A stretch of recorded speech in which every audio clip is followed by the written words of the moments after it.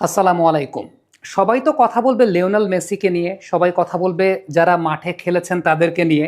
তবে গোলবারের নিচে যিনি দাঁড়িয়েছিলেন তার অবদান নিয়ে আসলে খুব বেশি কথা হয় না। এই জায়গাটা খুবই আন্ডাররেটেড এবং এই জায়গাটা খুবই থ্যাঙ্কলেস একটা জব।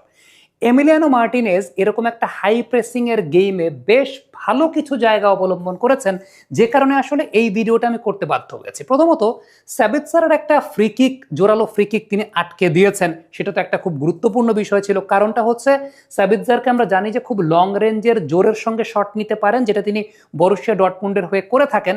আরেকটা খুব গুরুত্বপূর্ণ বিষয়, এই ওয়ার্ল্ড কাপের যে বলটা আছে ট্রায়ন্ডা, সেই ট্রায়ন্ডা কিন্তু আলটিমেটলি অনেক দ্রুত গতিতে আসে। এটার পেছনে সবচেয়ে বড় কারণটা হচ্ছে এই বলটা ডিজাইনই করা হয়েছে একটা অ্যারোডাইনামিক ডিজাইনে, যেখানে বাতাসে বলের স্থায়িত্বটা অনেক বেশি থাকে এবং বলের ঘূর্ণন গতিটা অনেক বেশি থাকে, এবং সেই সঙ্গে আলটিমেটলি অ্যারোডাইনামিক ডিজাইনের জন্য এই বলটার স্পিডটা অনেক বেড়ে যায় এবং সেই সঙ্গে ডিপ করে, যেটা গোলকিপারদের জন্য একটা আনএক্সপেক্টেড কাইন্ড অফ সিনারিও তৈরি করে। এমি মার্টিনেজ সেই জায়গাটাকে বেশ ভালো সেভ করেছেন। যেখানে পরিসংখ্যানটা দেই সেটা হচ্ছে এই বিশ্বকাপে এমবাপ্পে যে পেনাল্টির বাইরে থেকে গোলটা করলেন লাস্ট ইরাকের সঙ্গে, ওই পর্যন্ত 19টা গোল হয়েছে এখন পর্যন্ত পেনাল্টি এরিয়ার বাইরে থেকে, যেটা গত বিশ্বকাপে হয়েছিল সব মিলিয়ে 12টা, তার আগের বিশ্বকাপে সব মিলিয়ে 15টা।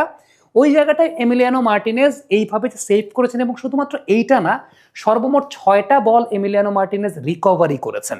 এটা একটা গুরুত্বপূর্ণ স্ট্যাটিস্টিক্স। আরেকটা খুব গুরুত্বপূর্ণ বিষয় হচ্ছে এমিলিয়ানো মার্টিনেজ লাস্টের দিকে আমরা দেখছিলাম যে অস্ট্রিয়া কিন্তু সাইড থেকে অনেক ক্রস করছে, সেগুলোকে খুব ভালো মতো গ্রিপ করতে পারছিলেন। That was another thing.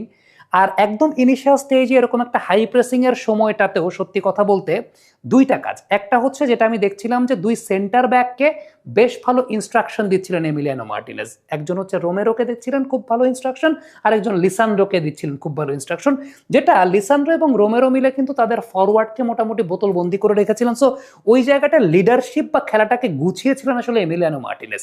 আরেকটা খুব গুরুত্বপূর্ণ বিষয় হচ্ছে এরকম একটা হাই ইন্টেন্সিটির কিংবা হাই প্রেসিং এর গেমে বল পায়ে রাখাটা এমিলিয়ানো মার্টিনেজ বেশ ভালো করেছেন, অর্থাৎ বলটাকে পায়ে রেখেছেন এবং সেই জায়গাটাতে ছোট ছোট পাস কিন্তু তিনি আসলে তার সেন্টার ব্যাকদেরকেও দিয়েছেন। সর্বমোট খুব সম্ভবত 26টা বা 29টা টাচ এমিলিয়ানো মার্টিনেজ দিয়েছেন। তার মধ্যে আরেকটা উল্লেখযোগ্য বিষয় ছিল লং বলগুলো তিনি এনজো ফার্নান্দেজ, ডিপল এবং ম্যাকঅ্যালিস্টারকে বাড়িয়েছেন। দ্যাট ওয়াজ অ্যানাদার থিং, যেগুলো আসলে এই টাইপের গেমগুলোতে যেখানে ট্রানজিশন বা বিল্ড আপটা খুব গুরুত্বপূর্ণ। কারণ আর্জেন্টিনার যে খেলার নেচার এবং অস্ট্রিয়ার যে খেলার নেচার, তারা তো আলটিমেটলি প্রেসিং করছে, এবং আর্জেন্টিনা কিন্তু আবার একটা বিষয় আছে যে ট্রানজিশনটা খুব পছন্দ করে। সো এই জায়গাটায় এমি মার্টিনেজের ভূমিকাটা অনেক গুরুত্বপূর্ণ ছিল এই লং বলগুলোর ক্ষেত্রে, যে লং বলগুলো তিনি খুব ভালো মতো দিয়েছেন।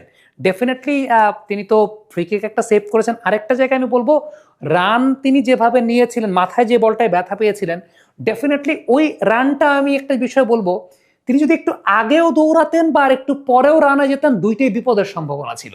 একটু আগে রান করলে সেটা ওভার রান হয়ে যেত, একটু পরে রান করলে সেটা ডিলে হয়ে যেত।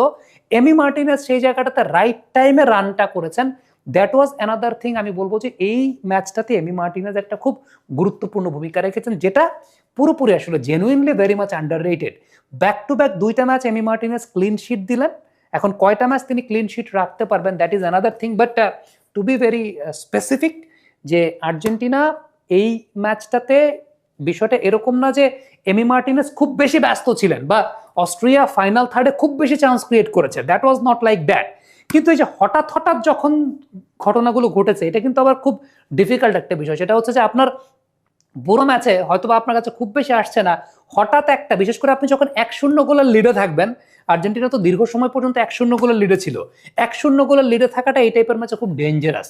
তো ওই জায়গাটায় যেভাবে সেন্টার ব্যাকদেরকে সামলেছেন, তারপরে বিল্ড আপে যেভাবে এমি মার্টিনেজ হেল্প করেছেন, লং বল বলি, পায়ে বল রাখাটা তার অনেক আজকে খুব প্রশংসিত একটা জায়গা ছিল।